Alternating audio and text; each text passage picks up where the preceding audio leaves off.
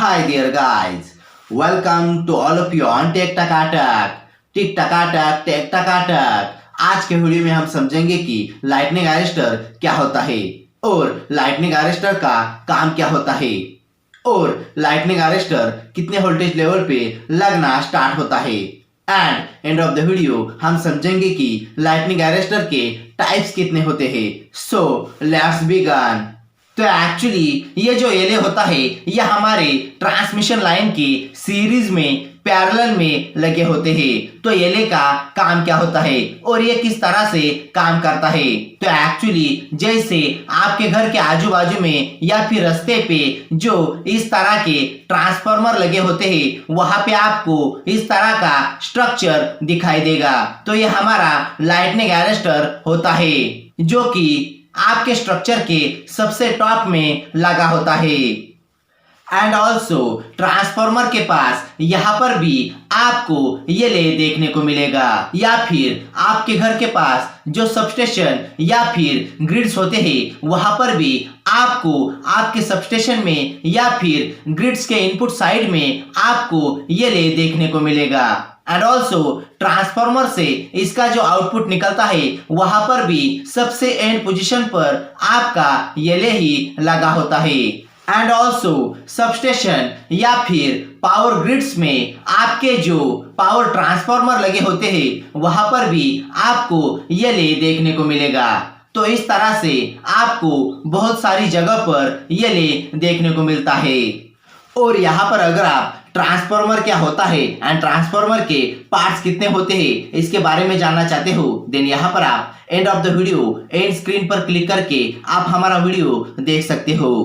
और यहाँ पर अगर हम बात करेंगे येले की वोल्टेज लेवल कैपेसिटी के बारे में तो एक्चुअली अगर आपका वोल्टेज लेवल 1000 वोल्ट के ऊपर है तो वहां पर उसके नियरर सबस्टेशन या फिर जो ग्रिड्स होते हैं जहां पर हमें लाइटनिंग स्ट्रोक से प्रोटेक्शन करना होता है वहां पर येले का यूज किया जाता है। सो नाउ यहाँ पर हम देखते हैं कि लाइटनिंग अरेस्टर लाइन के सीरीज में लगे होते हैं या फिर पैरेलल में लगे होते हैं। तो एक्चुअली हमारा जो येले होता है वो हर एक फेज पर लगा होता है।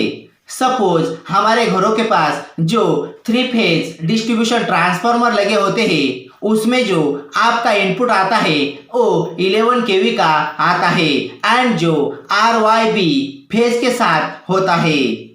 सो नाउ यहाँ पर हम जो येले लगाएंगे वो RYB तीनों फेज के लिए अलग अलग लगाते हैं यानी कि R फेज के लिए एक येले, Y फेज के लिए एक येले और B फेज के लिए एक येले लगाते हैं। एंड ये सभी येले हमारे लाइन के पैरेलल में लगाते हैं।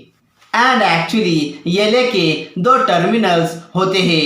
एक्चुअली येले की जो टॉप टर्मिनल होती है वो फेज कंडक्टर से कनेक्ट होती है एंड एक्चुअली येले की जो बॉटम टर्मिनल होती है उसको यहाँ पर हम अर्थ से कनेक्ट करेंगे। तो इस तरह से यहाँ पर हम येले को लाइन के पैरेलल में कनेक्ट करते हैं। और यहाँ पर अगर आप इलेक्ट्रिकल सबस्टेशन क्या होता है एंड सबस्टेशन के ऑल इक्विपमेंट्स के बारे में जानना चाहते हो देन यहाँ पर आप end of the video and screen पर क्लिक करके आप हमारा वीडियो देख सकते हो। सो नाउ यहाँ पर हम देखते हैं कि येले का यूज क्यों किया जाता है। तो एक्चुअली हमारी जो लाइटनिंग होती है यानी कि जो बिजली होती है उसमें बहुत ही ज़्यादा हाई वोल्टेज और हेवी करंट मौजूद होता है एंड एक्चुअली हमारी जो बिजली होती है वो ज़्यादातर ट्रांसमिशन लाइन या फिर ट्रांसमिशन टावर्स पे गिरती है क्योंकि बिजली हमेशा सबसे शॉर्टेस्ट पाथ और कंडक्टिव पाथ को फॉलो करती है। तो इसलिए यहाँ पर हम लोग अपने ट्रांसफार्मर को अपने पावर ग्रिड्स या फिर अपने सबस्टेशन में लगे हुए सभी इक्विपमेंट्स को बिजली के प्रभाव से बचाने के लिए येले का यूज करते हैं। तो एक्चुअली हमारा येले क्या करता है एक्चुअली हमारा जो येले होता है उसके अंदर बहुत सारे एमओवी डिस्क मौजूद होते हैं। एमओवी यानी कि मेटल ऑक्साइड वायरिस्टर्स होते हैं। तो एक्चुअली हमारे एले के अंदर जो एमओवी डिस्क होते हैं वो सेमीकंडक्टर होता है। और जैसा कि हम सबको पता है कि हमारे जो सेमीकंडक्टर्स होते हैं उसको यहाँ पर हम एज ए इंसुलेटर्स या फिर एज कंडक्टर्स यूज कर सकते हैं। तो एक्चुअली हमारी जो एमओवी डिस्क होती है उसके अंदर बिलियंस ऑफ इलेक्ट्रॉनिक स्विचेस होते हैं। तो एक्चुअली क्या होता है, जैसा कि मान लीजिए यहाँ पर इस ट्रांसफार्मर के इस स्ट्रक्चर पर यहाँ पर सपोज ये ले लगा हुआ है, तो नॉर्मल कंडीशन में इस ट्रांसफार्मर में जो इनपुट वोल्टेज आता है वो 11 केवी का आता है। तो उस टाइम पे हमारा जो एले है वो एज ए इंसुलेटर की तरह काम करता है, यानी कि हमारा जो एले है वो वोल्टेज और करंट को डिस्टर्ब नहीं करता। तो एक्चुअली यहाँ पर जो 11 केवी का वोल्टेज आता है वो नॉर्मली हमारे ट्रांसफार्मर में चला जाता है।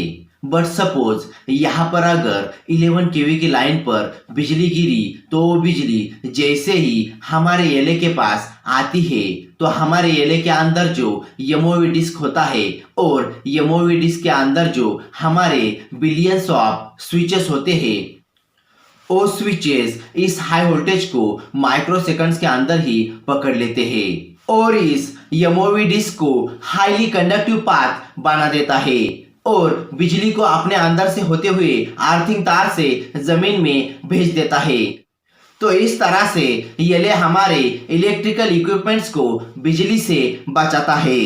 और यहाँ पर अगर आप ट्रांसमिशन लाइन और डिस्ट्रीब्यूशन लाइन में अंतर क्या होता है इसके बारे में जानना चाहते हो, देन यहाँ पर आप ऊपर आई बटन के लिंक पर क्लिक करके आप हमारा वीडियो देख सकते हो। एंड ऑल्सो यहाँ पर अगर आप बिजली कैसे बनती है और बिजली हमारे घरों तक कैसे आती है इसके बारे में जानना चाहते हो, देन यहाँ पर आप ऊपर आई बटन के लिंक पर क्लिक करके आप हमारा वीडियो देख सकते हो।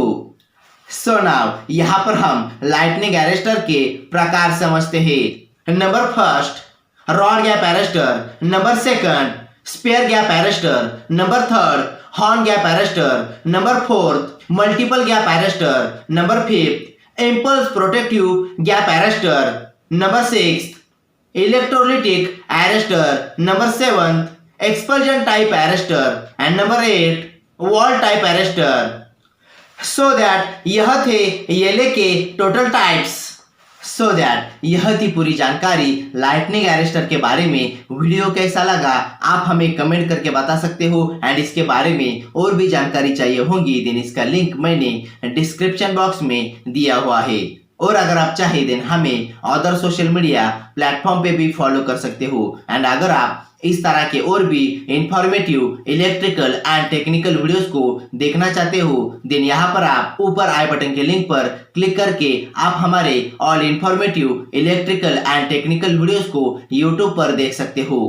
सो दैट इस वीडियो को ज्यादा से ज्यादा शेयर करें ताकि इससे और भी लोगों का फायदा हो सके। एंड लाइक एंड सब्सक्राइब करना ना भूले क्योंकि इससे हमें मोटिवेशन मिलता है। So that thanks for joining me, stay tuned with me on Tech टकाटक। Bye bye.